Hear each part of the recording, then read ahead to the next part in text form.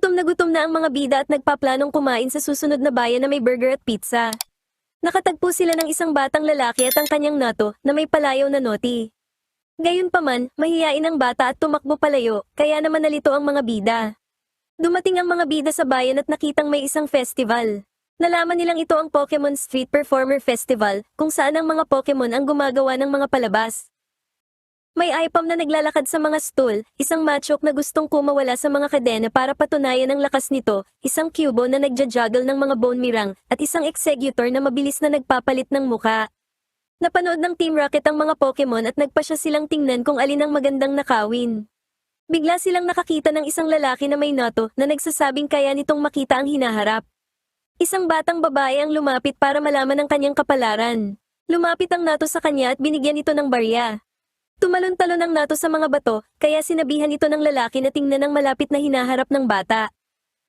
Inilagay ng nato ang barya sa isang kahon, pinatunog ang kampana, pumalakpak at gumamit ng future sight. Dahil dito, isang scroll ang lumitaw at iniabot ito ng nato sa bata. Dahil dito ay inisip ng nanay ng bata na magiging maganda ang performance nito sa susunod na school play, kaya nagpasalamat ang bata sa lalaki at sa nato. Nagpasya si Misty na ipahula rin ang kanyang hinaharap, kaya tinawag ng lalaki ang kanyang anak na si Mackenzie, at ang kanyang nato.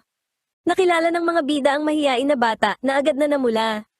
Nagsimula si Mackenzie sabihin ng ladies and gentlemen, pero sinabi ng kanyang ama na tapos na sila sa bahaging iyon. Nilinaw niya kung ano ang ginagawa ng nato, pero sinabi ng kanyang ama na nasabi na rin niya iyon. Sinabihan ni Mackenzie ang nato na linisin ang barya at basahin ang hinaharap, pero napansin niyang nakalimutan niya ang barya ni Misty. Sinabi ng ama ni Mackenzie na siya na ang bahala sa sitwasyon, na naging sanhi ng pagtakbo ni Mackenzie palayo dahil sa frustration. Sinundan siya ng mga bida dahil kailangan niya ng tulong. Sinabi ni Mackenzie sa kanyang nato na si Naughty, na dahil sa sobrang kinakabahan siya kaya palagi siyang nagkakamali. Binati siya ng mga bida, na naging sanhi ng kanyang pagkadapa. Sinabi niya sa mga bida, na kinakabahan siya kapag humaharap sa maraming tao. Gusto niyang maging kasing galing ng kanyang ama, pero naiisip niyang hindi yun mangyayari dahil kinakabahan siya. Nagpa siya ang mga bida na tumulong at nagpakilala sila sa kanya. Nag-scout si James para sa anumang magandang Pokemon at isang Magikarp ang nahulog sa kanya, na nagpatumba sa kanya. Nagbigay ng payo ang isang salesman na ang Magikarp ay nangingitlog ng 1,000, at bawat isa sa mga napisa na Magikarp ay mangingitlog pa ng 1,000 ulit. Sa dami ng Magikarp, inisip ni James na pwede niya itong ibenta at maging mayaman. Interesado si James, kaya isinama ng salesman ng isang keychain, kaunting pagkain, at may discount sa halagang $500. Tumigil sandali si James at napagtanto na ang salesman na ito ay ang parehong manloloko na nandaraya sa kanya noon. Hinabol niya ito, pero hinila ni Jessie ang paa ni James, kaya nakatakas ang salesman. Sinabi ni Jessie kay James na pwede nilang nakawin ng mga Pokemon at pagbayarin ng mga tao para manood ng mga show. Inisip ni James na dapat gumawa si Meowth ng mga trick, pero tumanggi ito. Inisip ni Jessie na dapat silang mag-isip ng malaki dahil ito ay showbiz. Binigyan ni Misty si Mackenzie ng isang whooper mask dahil makakatulong ito sa kanya sa mga performance. Mas naging kampante na si Mackenzie, kaya nag-training siya kasama si Naughty. Naging maayos ang training na isang fortune-telling gaya ng ginagawa ng kanyang ama hanggang sa hindi nagamit ng maayos ni Naughty ang future sight. Nakita ni Brock na kailangan ito ng mas maraming karanasan para tumaas ang level, kaya nagpa siya si Ash na labanan siya para doon. Inalis ni Mackenzie ang kanyang maskara, pero natakot siyang lumaban. Inisip ni Brock na dapat niyang isuot ang maskara habang nagtatanghal, pero inisip ni Mackenzie na baka pagtawanan siya ng mga tao. Dumating ang kanyang ama at sinabing pwede nitong gawing mas kawili-wili ang show at maaari itong makapagpasaya sa audience. Kaya naman, nakita nilang lahat na kailangan lang ni Mackenzie ng karanasan sa pagtatanghal. Pumunta si Mackenzie sa stand at nagpakilala. Hinanap niya si Naughty, na naging dahilan para maisip ni Ash na nagsisimula na siyang magkamali. Gayunpaman, nilinaw ni Brock na nagkukunwari lang si Mackenzie dahil bahagi ito ng palabas. Nahanap ni Mackenzie ang nato, pero naghulog ng bomba ang Team Rocket na nagpatakbo sa mga tao. Sina Jessie at James, bilang mga acrobat, ay nag-swing at kinuha ang mga Pokemon, habang hinuli naman sila ni Meowth. Naglabas si James ng Weezing para gumamit ng smoke screen. Naglabas si Misty ng Poliwhirl, na ang bubble ay nag-clear sa usok, pero nakatakas na ang Team Rocket. Nang maglaon, nagdiwang sina James at Meowth, pero pumirma si Jessie ng mga contract sa mga Pokemon. Nilinaw niya na kailangan nilang ayusin ang mga percentage para kumita, na nagkakahalaga ng 70%. Inisip ni James na magkakaroon siya ng instant food para sa perang iyon, kaya nagpa siya siyang pagtanghalin ang mga Pokemon na ito. Isang macho kang kumawala sa mga gapos nito at tumakbo palayo. Nakita ng Team Rocket na hindi na nila ito kailangan dahil nakuha naman nila ang iba. Dito ay hinahanap ng mga bida at ng mga street performers ang mga ninakaw na Pokemon. Bumalik ang Machoke sa trainer nito at itinuro kung nasaan ang Team Rocket. Tumakas ang Team Rocket gamit ang kanilang balon, kaya nilabas ni Ash si Bayleaf na gumamit ng Razor Leaf para putulin ang net. Dahil dito, nakalaya ang mga Pokemon, maliban kay Naughty. Gumamit ang Bayleaf ng Razor Leaf na pumutol sa balon at nagpabagsak dito malapit sa isang kindergarten. Iniligtas ni Mackenzie si Naughty, pero nagpa siya ang Team Rocket na subukang bawiin si Naughty. Ang mga batang nasa kindergarten, pati na ang kanilang guro, ay lumabas at excited na makakita ng labanan. Nilabas ni Jessie si Arbok pero nag-teleport ang Nato sa likod ni Arbok at tinuka ito. Naglabas si James ng Victory Bell nang inatngat siya at tinakal ang Nato. Gumamit si Bayleaf ng Razor Leaf habang gumamit naman ang Nato ng Confuse Ray kay Arbok. Inatake ni Arbok ang Team Rocket pero natumba ito nang atakihin ng Bayleaf ang Victory Bell papunta sa kanya. Sa pamamagitan ng Thunderbolt, tumilapon ang Team Rocket dahil kay Pikachu. Sinabi ni Brock sa guro na kanidnap ang mga Pokemon ng mga street performer, kaya kailangan nilang iligtas ang mga ito. Nakiusap ang guro na gawin ang show doon mismo sa kindergarten dahil masyadong malayo ang bayan para puntahan ng mga bata. Sinabi ng tatay ni Mackenzie sa kanyang anak na oras na niya para pangunahan ang show. Ipinakilala ni Mackenzie ang kanyang sarili at si Naughty sa mga bata at sinabi ng batang lalaki sa mga bata na nakikita ni Naughty ang hinaharap.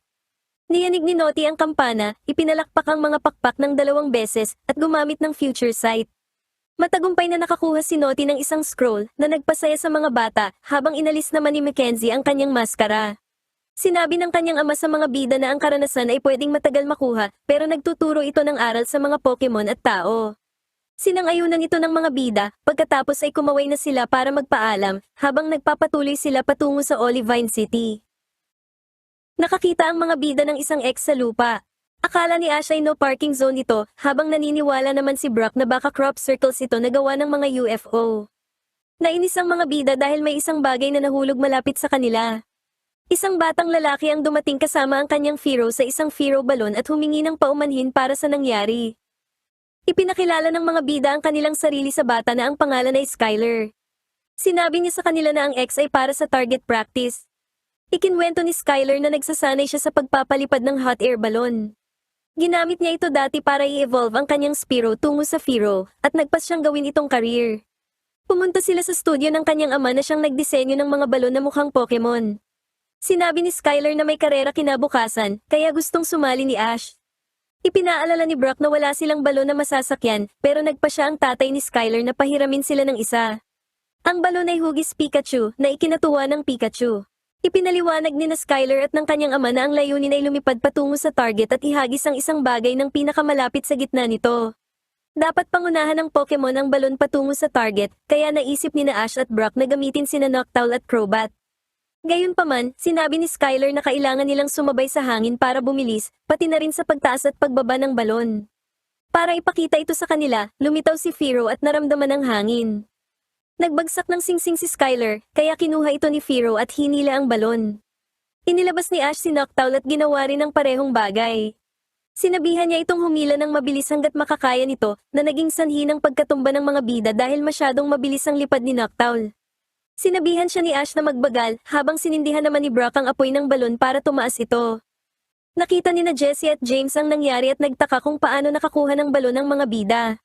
Dumating si Meowth dala ang isang patalastas kung saan ang mananalo sa balloon race ay makakakuha ng isang balloon engine na sapat ang lakas para makatakas sa kuryente ng Thunderbolt.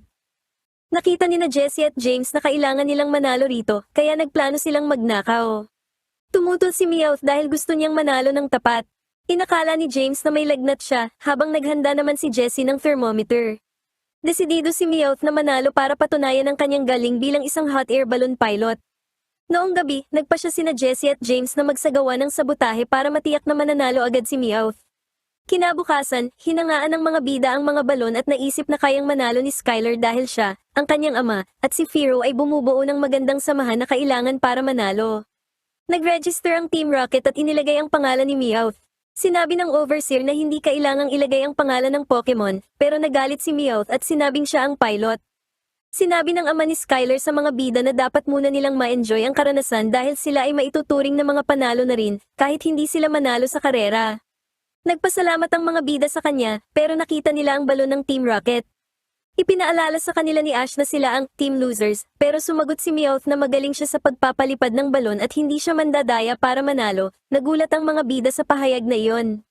Nagsimula na ang karera. Biglang maraming balon ang na-stranded, nasira, at bumagsak. Sinabihan ng ama ni Skyler ang mga bida na suriin ang kanilang kagamitan, at nakita ng mga bida na walang mali pero sinabi nilang magiging maingat pa rin sila. Nang makita ng mga bida ang Team Rocket na lumipad pa itaas, inakusahan nila ito ng sabotahe. Sinabi ni Meowth na susunod sila sa rules ngayong araw at umakyat pa itaas. Sinabi ni Meowth na ang iba ay umaasa sa kanilang Pokemon para maigalaw ang kanilang balon. Narealize ni na Jessie at James na pareho din sila sa iba dahil si Meowth ang nagpapagalaw ng kanilang balon na isa ring Pokemon. Gayunpaman, desidido si Ash na manalo laban sa Team Rocket. Inisip ni Meowth na ang ibang mga team na nawasak ang balon ay mga mahinang nilalang.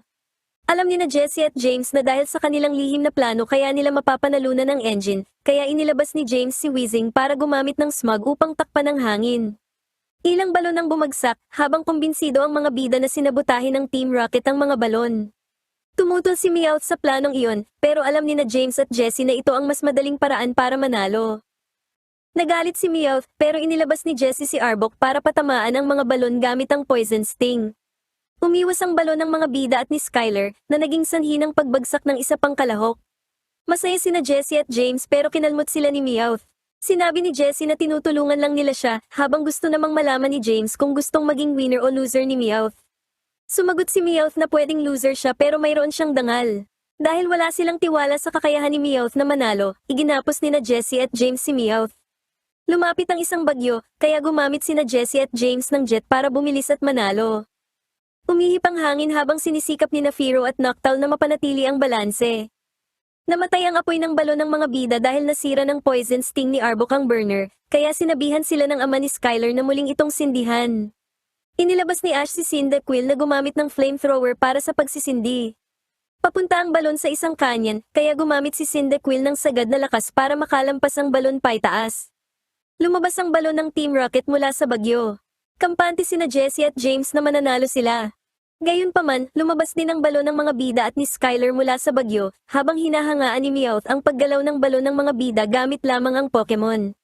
Kahit ayaw ni Meowth, nagpaputok si James ng mga projectile sa kanilang mga balon. Tumalsik si Cyndaquil, pero nasalo ito ni Ash.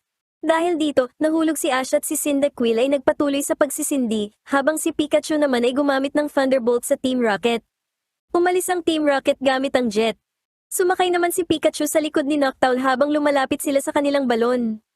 Nagpakawala si James ng mga projectile na naging sanhi upang umiwas si Noctowl. Tumulong ang Firo ni Skyler sa kanila kahit napilit din itong umiiwas sa mga projectile. Nagawa ni Firo na sirain ang jet projectile cannon habang pinatalsik naman sila ni Pikachu. Pagkatapos, sinabi ni Skyler kay Ash na kailangan na nilang ihagis ang mga bagay sa target. Inihagis ni na Skyler at Ash ang mga bagay.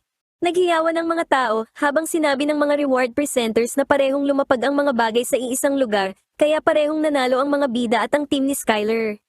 Gayunpaman, ito ay isang tie at iisa lang ang engine para sa gantimpala. Nagpa siya ang mga bida na ibigay ang engine kay Skyler at sa kanyang ama dahil hindi naman nila kailangan ng engine at nag-enjoy naman sila ng husto sa karera. Ipinagpatuloy ng mga bida ang kanilang paglalakbay, pero tiningnan muna ulit nila ang mga balon.